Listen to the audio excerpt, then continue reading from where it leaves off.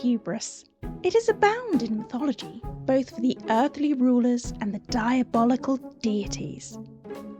Fortune favours the bold, it seems, and when you are of divine origin, humble pie is simply not on the menu. Talking of egos the size of the cosmos, meet Apollo, the much revered or else god of light, music, poetry, healing, all of the things, the most bestest. A god that inspired the muses, a being of pure prophecy, a diva know-it-all, basically. Despite his finer qualities, he was also vengeful, prideful, arrogant, a bit of a control freak, and a total phallus of an ex to any mortal lady he deemed worth pursuing. Despite this, he was beloved by his followers, because ancient PR is just top-notch. His vast, gilded empire includes his sacred cattle. That's right, posh cows. Special by default, as they are divine property, representing his cosmic prestige. Surely no being would dare to claim these bovine beauties from under the golden halo himself. Enter Hermes, the messenger, trickster, the god of thieves, lies, commerce and boundaries, while simultaneously being the one to aim his golden stream across them.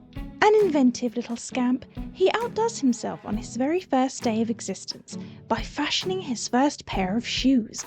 From myrtle and bark, they would don his little tootsies and leave no trace. Perfect for shenanigans. Darting out of his crib, away from his sleeping nymph mother Maya, one of Zeus's side pieces, already possessing the power of speech and cunning, but no concept of infanticide, he set his eyes on the lauded livestock. Crazy little shit. Hermes makes his way to Pieria, in northern Greece, where the 50 beautiful beasts were grazing. He had a dastardly plan, you see. He would trick their outraged owner by turning the heifer's hooves the opposite way, leading Apollo to follow the tracks in completely the wrong direction. Not bad for a baby. With his silent sandals, he vanished from the scene with his prize and went on to sacrifice 2 of the holy herd in honour of the Olympian gods, including himself.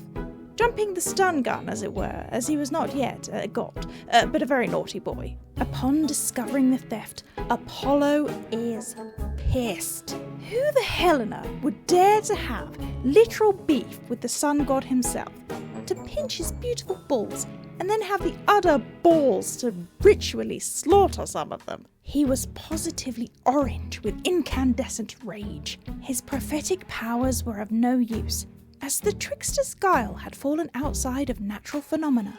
Divine or not, he was stumped. Some good old-fashioned sleuthing was required, and being connected to nature, Apollo relied on the whispers of nymphs and of the birds, the flattened grass, the distinct smell of sacred steak downwind of a particular cave. Aha! His investigation led him to the culprit, a rather smug-looking infant swaddled yet exuding unabashed ballsiness. Apollo had no choice but to tattle to his daddy, Zeus. Hermes, presented before the great bearded one, drool and all, first attempts to play on his cuteness. Zeus, knowing the truth, is amused at both the ingenuity of this newborn and how angry Apollo is at a literal baby. It is his job, however, to prevent a celestial civil war, but before he can offer his mediation, Hermes pulls out an absolute banger of a tune.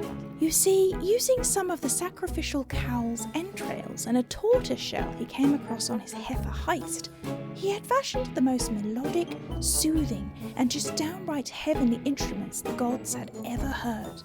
The lyre. Apollo's anger soon turned to blissful tranquility. The harmony of the music dispelled his rage. Apollo had no choice but to admire this little rascal, so much so that he began adorning him with praise and gifts, including a staff, or caduceus, which became Hermes' symbol. He also allows Hermes to keep the cattle, asking only for the lyre in exchange, and some lessons presumably. In this, Hermes becomes the ultimate diplomat, from rage to respect, from potential celestial collapse to calm capitulation, joining his family in the pantheon by day's end. And And that's how we've learned that a powerful man-child can be brought to his knees by a clever but wily tyke who was literally born yesterday.